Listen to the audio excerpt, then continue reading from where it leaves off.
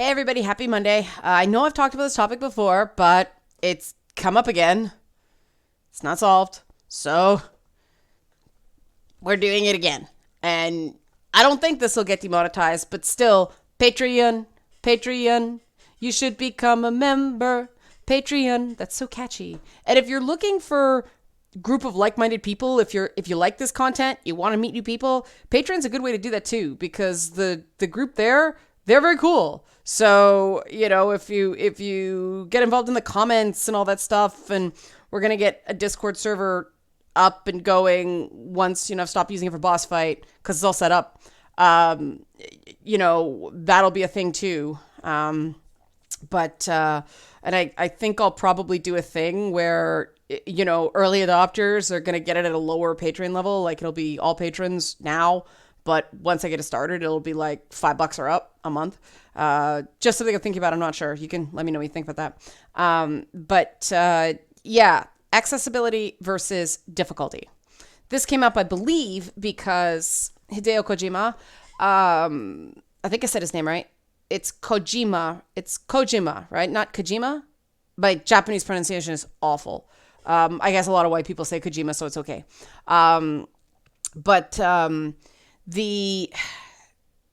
He said there's going to be a very easy mode in Death Stranding.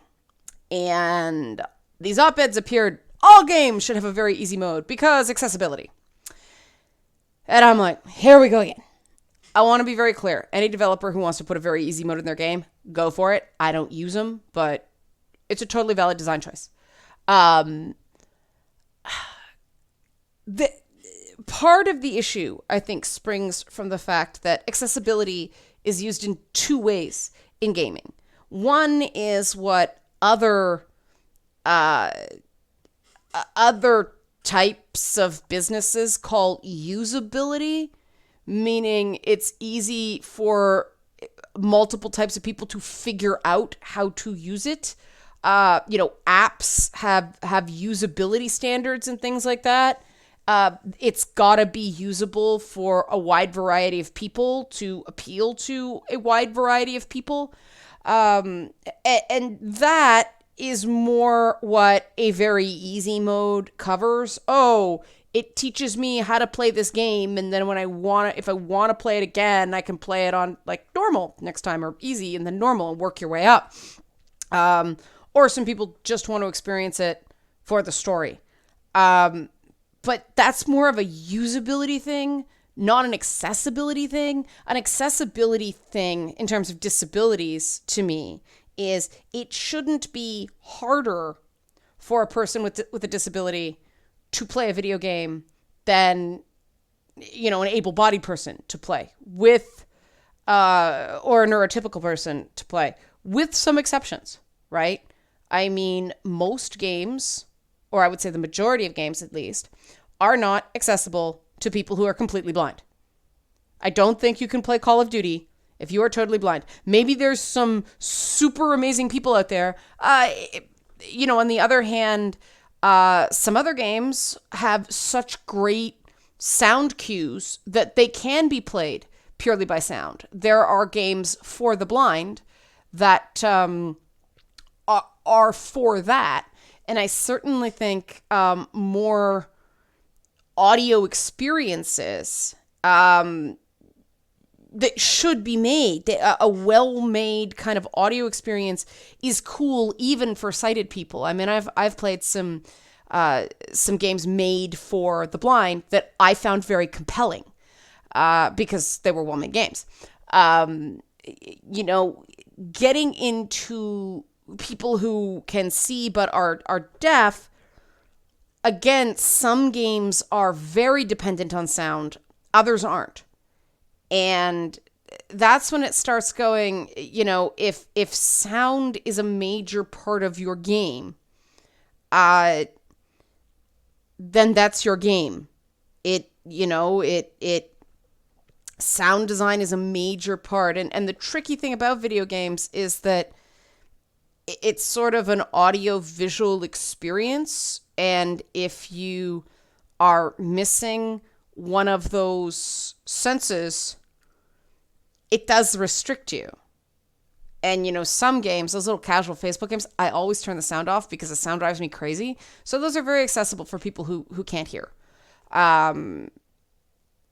Other games with a very rich, for some games, the sound design is a big part of it. The Myst games, for instance, playing Riven right now, the sounds are a huge part of that experience. So, if the sounds weren't a big part, it wouldn't be that game anymore.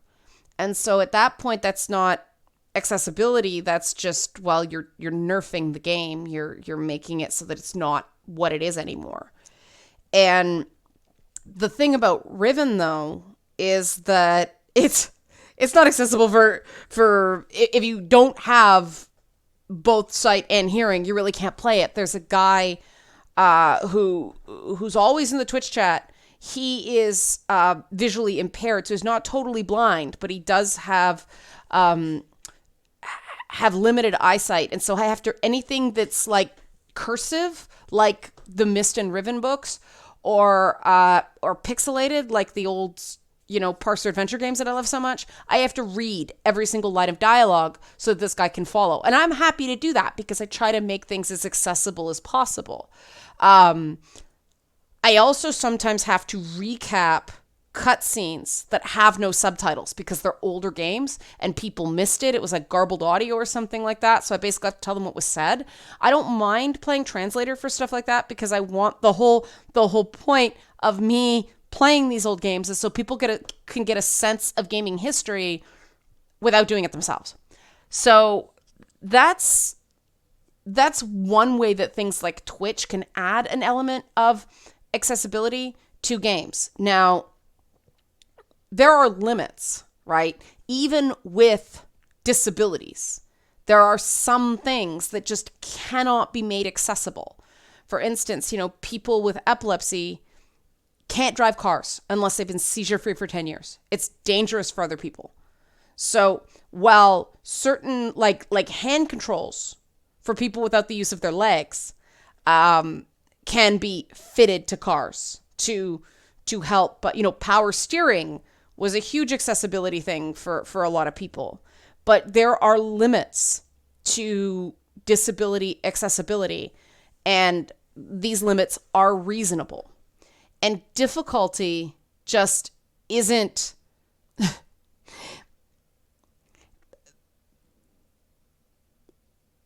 I understand why. I mean, I have hand problems, I have vision problems, I have issues, and I do not want a game made easier for me. If I find a game too hard, like too button mashy, like people suggested I skip Red Dead Redemption 2 because of the button pumping. I've recently realized like I could play it on PC and just click. Or maybe remap the keys so I can tap a button. As long as it's not like super duper quick. See, that hurt. As long as it's not mashy, then I'm okay. One of the great things about Sekiro is it was timed. So it wasn't mash, mash, mash, mash, mash. It was, it was almost meditative at times. You couldn't mash. So it was, I enjoyed that. I wish more combat was designed that way. Maybe not that hard, but, but if the whole point of the game is that it's difficult, like Cuphead, freaking loved Cuphead. What one viewer, Cordonis, finds it hilarious how much I love Cuphead. I just go, Cuphead! Every time. Wow, I overmodulated my mic there. But I don't want Cuphead made easier because I have hand problems. No, the whole point of Cuphead is it's hard. It's retro. And so I really do think that people saying, well, you should make games easier for disabled people, it's so paternalistic. As somebody who does have challenges, I mean, my eyes are shot, I got TMJ, my hands are shot, I've got one bad knee. I mean, God, my right foot is still partially numb from PAX because of all that standing on those concrete floors. Like, oh my God, it's a constant tingle. It's driving me crazy. But you know, I do not expect something like, a dance game to be, oh, here's a dance game you can play without dancing. People joke that those games are ableist, but they're only jokes. I think it would be cool to make it, like motion controls are kind of like passe now, but it would be kind of cool for a game like that was only upper body. I could see there kind of being a market for that, but that's the thing. That's a market for that. That is not an accessibility requirement. And I think it's very, very important to separate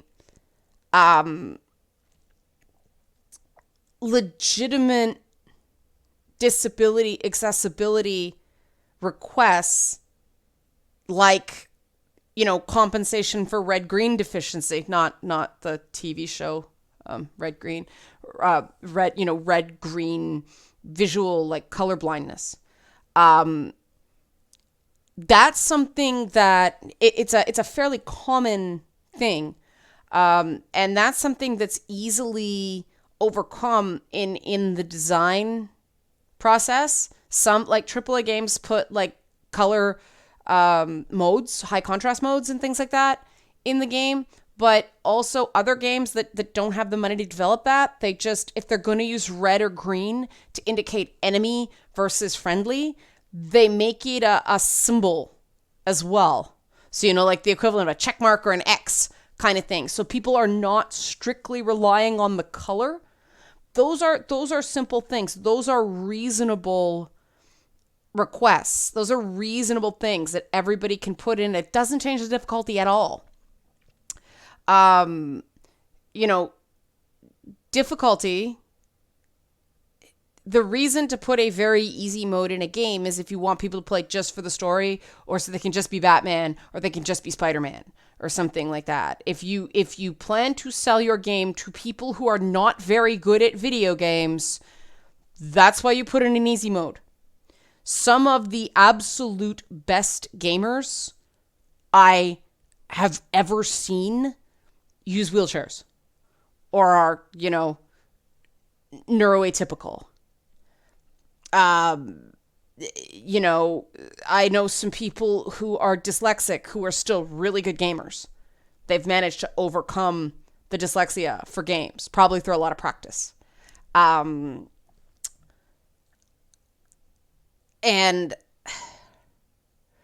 I just think there are so many games out there that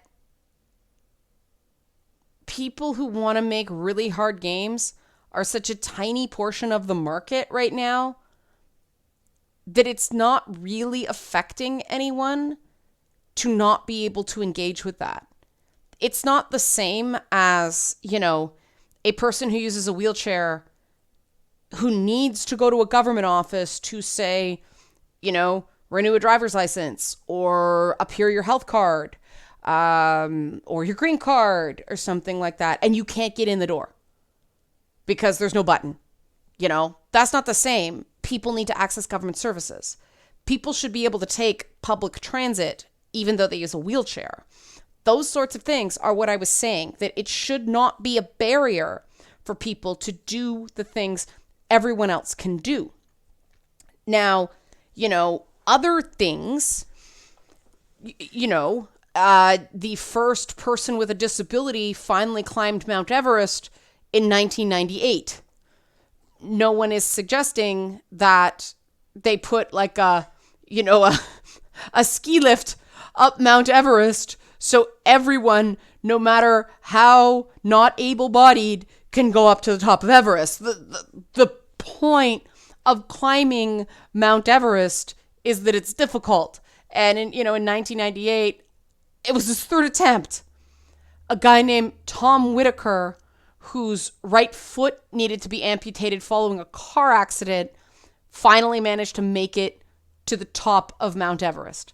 The whole point of that achievement was it was difficult, and perhaps he used certain prosthetics to make that happen but nobody made climbing Everest any easier for him because he didn't have 2 feet. You see what I'm saying? Sometimes a video game is public transit and everybody should be able to ride. Sometimes a game is Mount Everest, and the whole point of the achievement of getting to the top is that it's hard. Make sense? Oh God, I hope so. Help support this channel. Become a monthly patron. Patreon.com/Leanna K. Patreon. You should become a member. Thanks for watching.